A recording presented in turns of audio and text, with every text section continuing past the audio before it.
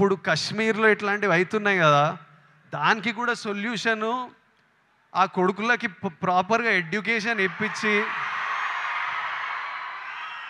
ఇట్లా brain wash కాకుండా ఏం సాధిస్తారో నేను చెప్తున్నా. కశ్మీర్ ఇండియాదే, కశ్మీరీస్ మనోలే. నేను 2 years బ్యాక్ ఖుషి అప్పుడు కాశ్మీర్లో షూట్ చేసిన.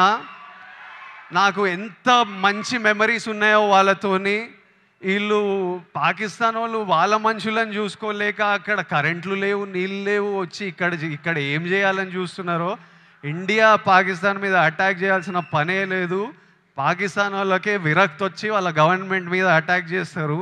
ఇట్లనే కంటిన్యూ అయితే అసలు 500 years బ్యాక్ ట్రైబల్స్ కొట్టుకున్నట్టు వీళ్ళు బుద్ధి లేకుండా, మినిమం కామన్ సెన్స్ లేకుండా చేసే పనులు. మనము we should stand united as people, love each other. India, we will, as people, we need to always move forward, stay united.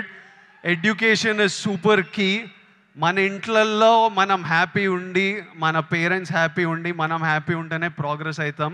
అందరూ హ్యాపీగా ఉండండి. I wish you all great success. May 1st, Suryana is coming to theaters with Retro. I am watching it. I hope all of you watch and enjoy it.